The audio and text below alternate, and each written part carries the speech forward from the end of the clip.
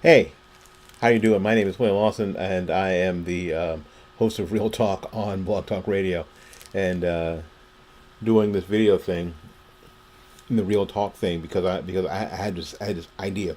The wife and I were watching YouTube, and which more people do.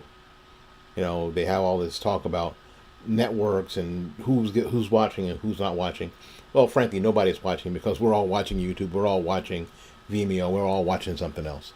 We're all watching stuff on demand, and we're watching a couple of shows that we used to watch in the '90s, and we're thinking, would these shows be okay now if they were new? I've always been a fan of comedy. I like to, cause I guess I'm hooked on the endorphins. I like to laugh, and and I'm somebody who, you know what, sometimes you thinking, well, that's not nice, but that is funny. You know, I'm that person who goes, yeah, what somebody said about somebody or something, no, that wasn't nice, but it was funny. So nice and funny don't for me go together all along. So sometimes I'm not the best judge, and I'm okay with that. So I thought, you know what I'm going to do? I'm going to put together a video, and I'm going to ask you. You can comment below. I'm going to upload this on YouTube. I'm going to upload this on Facebook. I want to know by your reactions if some of the clips that I am going to show of some programs of two programs basically would be okay now. Would it be okay now? Would it be all right now? Because now we have protected classes, and we've got political correctness, and we've got safe spaces, and we got all this stuff. I mean, you've got comics that won't play college campuses, and college campuses were the great laboratory for comedians, especially in the '60s and the '70s. People like Lenny Bruce, people like George Carlin, and Richard Pryor. I mean, the college campus was the place where you could just try it. You know, you could just try it because the college because the campus, the college kids were pretty much down with anything. You could try it. Now you might have to when you got to Vegas, you might have to adjust it, but you could definitely try it out on college campuses. And now we've got a lot of really lead comics in America that say college campuses are too hard to play because you have to be so careful about what you say and how you say it, and you don't want to step on everybody's protected group, or it's just a landmine. It's just a landfill of landmines of things you can't say, attitudes you can't have. No, it's really a good thing that you've got XM Radio, and you've got places for these guys and girls who are comics to practice and to try new material, and um, it's a shame because we would have never had some of the greatest comics of all time, and I'm talking about comics of all time across all races and genders. I mean, we would have never had someone like Joan Rivers, who I thought that she was funny. She was so obnoxious, but I thought that she was funny. The very same way I think that Kathleen Madigan is funny. We would have never had Lenny Bruce bringing consciousness and reality, or Dick Gregory even bringing consciousness and reality to comedy. We would have never had the great storytellers like Richard Pryor, especially when Richard Pryor was doing Mudbone and doing the junkie, and playing on the comedy of stereotypes. George Carlin again bringing consciousness to comedy, but still playing on the same sort of stereotypes. People like Cheech and Chong. This whole idea where you had these Latino guys who were stoned all the time because that's what they did, right? That whole franchise was completely based on stereotypical stuff, but funny as heck. Spent all of ninth grade trying to memorize Los Cachinos. Class Clown and Los Cachinos were two albums that my band director had in the band room. So if you know either or both of those albums, you're thinking, what kind of school did you go to? Yes. But but that's even that comedy. Could it survive under the scrutiny of political correctness and safe spaces and protected classes? Could it survive? Now, the first thing I'm going to play is, I think, it's the funniest alternate halftime show for the Super Bowl ever. Yes. Where this is when the Super Bowl halftime sort of became a thing unto itself. It's almost detached. It's almost detached itself from the game. Actually, I think this year Justin Timberlake is playing Super Bowl halftime, and there'll be people who just tune in to see Justin Timberlake. Got it. Whatever. And then it sparked the debate.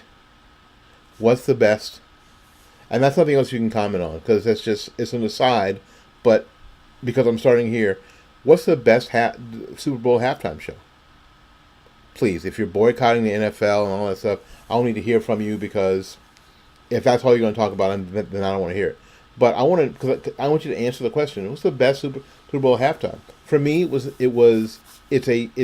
real close. It's Prince and Michael Jackson.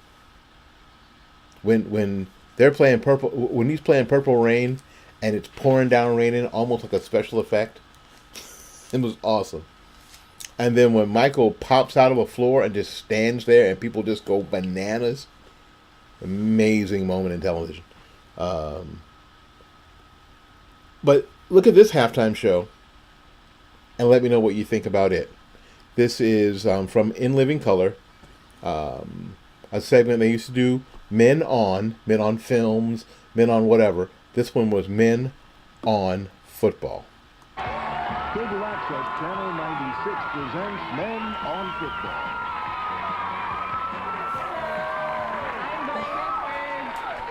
I'm Merriweather, and welcome to Men on Football.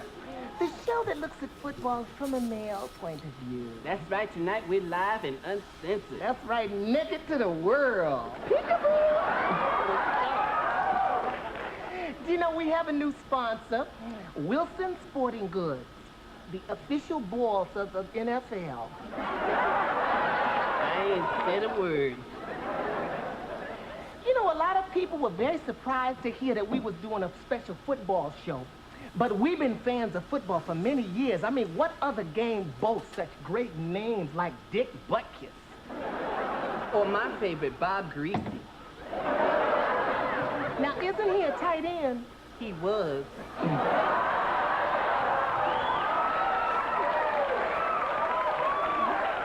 Still, there's a lot of things about this game that could be better, like a uniform. Hated him. For instance, you know, I was so disappointed when I found out that those numbers on the back, they were just for identification. Oh, I know what you mean. The smallest one I saw was 11, and then I saw one that said 78 child. I almost fainted. You need to stop. And you know, I found that those padded shoulders were just too Joan Crawford. Mm-hmm. And speaking of old fish, what about those cheerleaders? Hated them. I mean, what good are they? Everybody knows that these men just look at each other for their strength and inspiration to do their best, not some scallop on the sidelines. Look, I don't understand why they bring them in. And what about this matchup today? The Buffalo Bills against the Washington Redskins. Oh, yes, it's like playing Cowboys and Indians. Ooh. Well, tie me up and scout me, but I'd be a lot more entertained if they were playing with the Oilers and Packers. That's a thought. Now, what's your favorite play of the game, Twan? Well, to be truthful, For me, nothing beats that exquisite moment of tension right before the play begins. As the muscular, sweaty football men get down on that line of scrimmage. There they is, eyeball to eyeball. Their breaths is coming out like steam from a big bull's nostrils. I just got 3 words to describe it. Delicious. I'm through.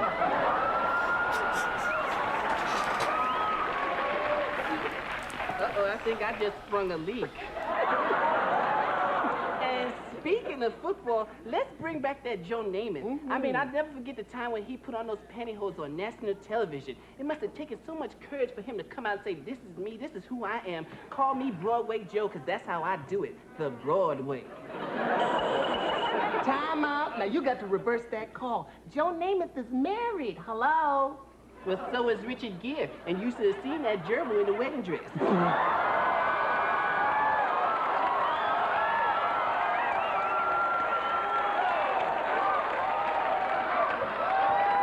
Speaking of flags, Pregunta. Now, I'm very confused about this part of the game.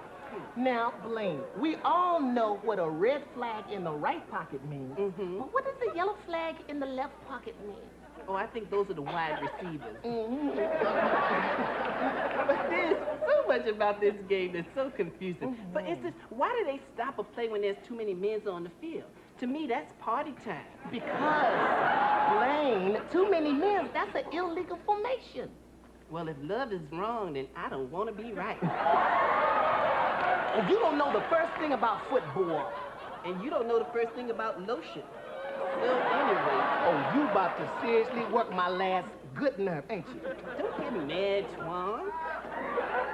Is that all you? You can show me how to play. Teach me. Go ahead. Okay, you have a ball? I think I have one right here. Yeah.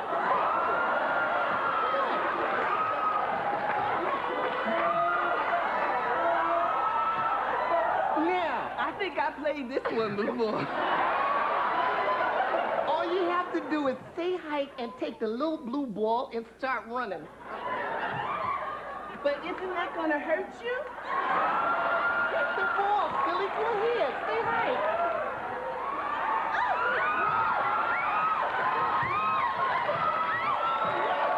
Wait a minute. Where's all the men that's supposed to chase me? I don't like this game. Well, that's our show for this week. But before we go, we'd like to salute all the men playing the Super Bowl with our special Super Bowl snap. 2 snaps and your backfield motion. Now, join us next week when we're going to review the Olympics. You know, I can't wait to see that little chocolate piece of lightning Carl Lewis doing his thing.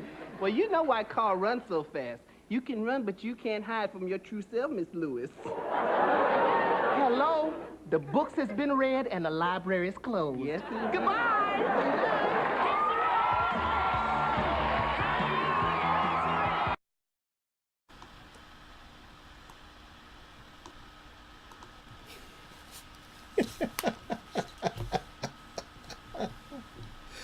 Oh, no chill, no chill, no chill at all.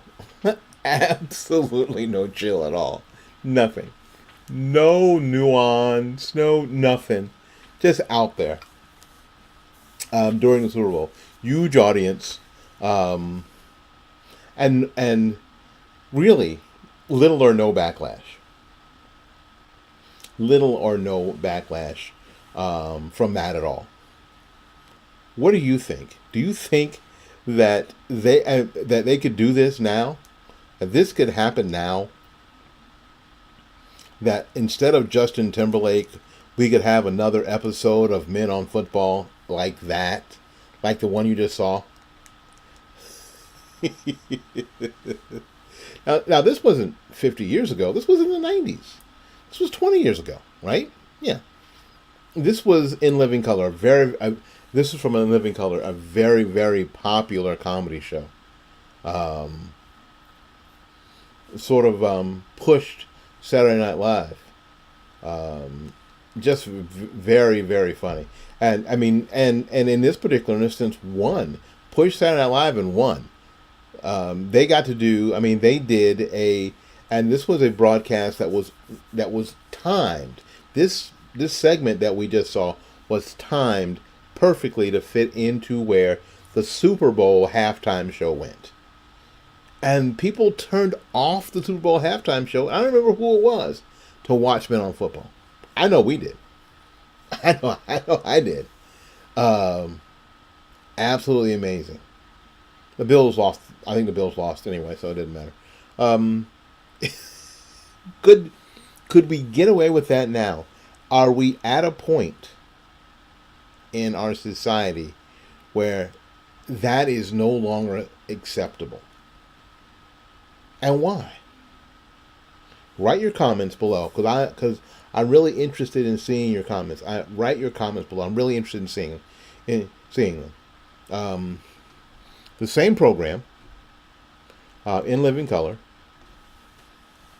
And again, because now we have protected classes, we've got political correctness gone amok. Running amok, and what it really affects most is comedy, because frankly, all of comedy is making fun of something or somebody, finding a weakness, finding a difference in somebody, exaggerating it, taking it to the nth level, taking a stereotype to the nth level, exposing it and making fun of it. That's what comedy is, and that's what comedy's always been. You know, comedy's really not about the children's jokes that they bring. That your kid brings home.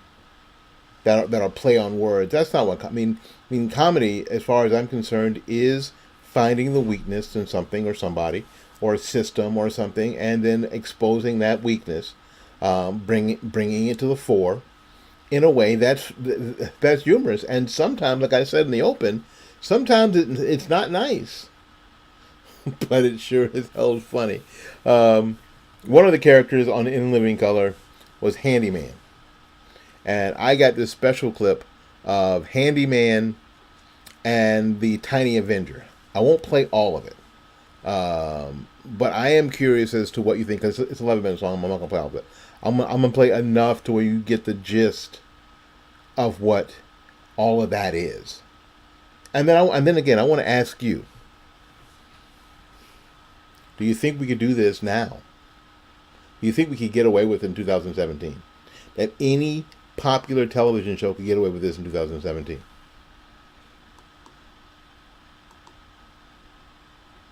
And now, the further adventures of Handyman! Oh, hi, Clark. Hi, Lois. Say hello to our newest star reporter, Tina. Where is she? Why, right here. Tina, this is Clark Bent. Clark, Tina Small. It's a pleasure to make your acquaintance. Likewise, Mr. Bent. Hey, let me get that for you. Wow. I like the view down here much better. Me too. Clark, you're drooling. Oh, again? Listen, Tina, I have to confess, I'm really attracted to you. It wouldn't work, Clark. Why not? I'm a little person, and you're a big person. Put yourself in my shoes. Well, I could try, but I don't think they'd fit. Miss Dane, this just came off the wire. Oh, no! The benefit bandit ripped off another charity ball last night. All the donations have been stolen. 4th time this month. I've got to get to that charity dance-a-thon. And don't try and stop me. Charity benefit, huh? Well, maybe this is something the Handyman should attend. Excuse me, Tino.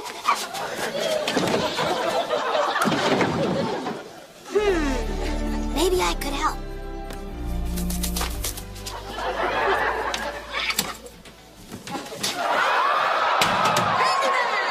Tiny Avenger! What are you doing here? I'm going to catch the benefit bandit. Maybe we should team up. Why not? 2 superheroes are better than 1. Anyways, up and away! Here, let me help. Up and away!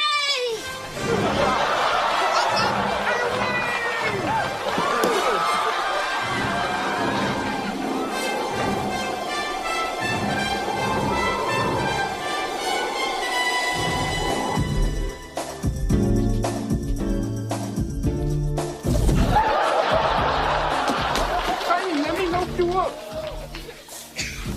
Well, look who dropped in. The Gimp and the Shrimp. You talking to me? You talking to me? You must be talking to me because I don't see no other gimps around. It was just a little joke, Handyman. It's good to see you. And you too, Tiny Avenger. I hope you two have brought donations for this worthy cause. No, that's my last. Thank you. Well, since you two are here, why don't you enjoy yourselves on the dance floor? Listen, Tiny Avenger, if we're gonna catch this freak, we better fit in. Hey, how come no one's dancing? Let's get this party started, right? Let's get this party started quickly. Go, Tiny, go. Got a party over there. Yeah, boy. Come on, everybody, do the handy dance. On the good foot. On the good foot.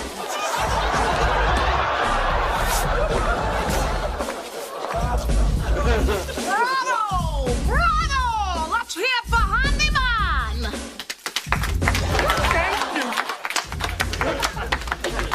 Handyman, I think Isadora's gained a little weight since we've got here. You know, I think you're right, Tiny Avenger. I'll use my handy... Did you see? Did you see there were people in the crowd who were blind? Did you see that there were blind people in the crowd? That is absolutely hysterical. There were blind people in the crowd because this was a group of handicapped people. It's just it's absolutely, positively amazing. Do you think that you could get away with that now?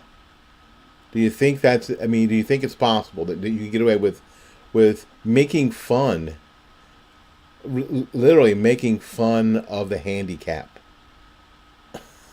in the Adventures of Handyman? Anyway, again, just comment below, and I really like to hear what I really would like to hear what you have to say about it. I am really curious. Have we gotten so far away from the 90s that was considered actually very, I mean, this wasn't fringe. This was very popular. This was a very popular television show watched by a lot of people like me who are my age, and I'm 57. People who are from about 52 to 59 watched a lot of In Living Color. And some people even watch it in reruns. Very, very popular program. I'm gonna play one more clip. One more clip from that show, and again, we have. I mean, this show has already talked about gay people, talked about handicapped people, and now we're going to go to another protected class. We're going to go to black people. And this doesn't really show black people in the best light, but do you think it's funny? Welcome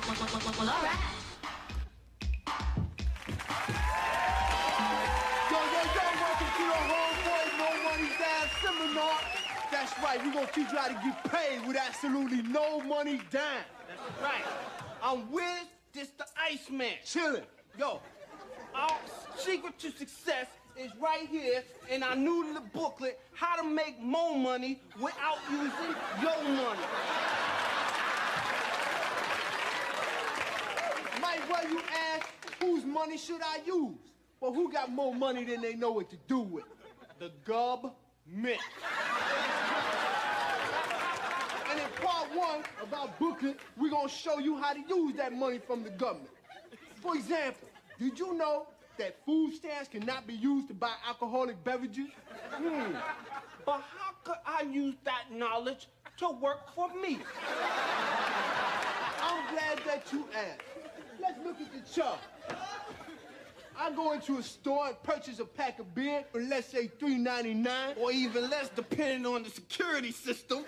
and I trade it to some unscrupulous individual such as this man right here for, let's say, $40, $50 worth of food stamps. Now, he's easy to find. He might even be in your family. Now, I take that money and I find a little fat lady named Laquita with about 15 children, and I trade it to her for $25. What does that equal? More money, more money, more money. Yo, here goes one of our many success stories. Anton Boom Boom Gino. 45,000 in 3 weeks. Lufa Big Head Jones. $123,000 in 6 months. Yo, our Mo Money seminar will teach you how to get over like Rover the Casanova. That's right. And in part 3, we're gonna show you how to dress for success. Like, check out my man Wiz here. I know you're saying he look pretty fly like it is, but add this little accessory right here. Now he's got a look that most businessmen just can't seem to say no to. That's right, but wait, hold on. You say, yo, ho boy, what? Yo, ho boy, what? You drive a big Mercedes. Yes, I do. How can I drive a big crazy Mercedes too? Well, that's easy. If you act now, we're gonna send you out an exclusive Mo Money valet kit. You just find yourself a nice fancy restaurant, stand in front, throw on this red jacket, hold up this here sign, and you'll be amazed at how many people just walk up and give you a luxury car. Yo, some of them will even tip you before turning over the keys. Mo money, mo money, mo money. FBI, open up in there! Yo, you know what that means? We're moving locations. That's right. Yo, people are just banging on the doors trying to get into our seminars. So just spend $50 to the homeboys care of this station. See you next time. Peace.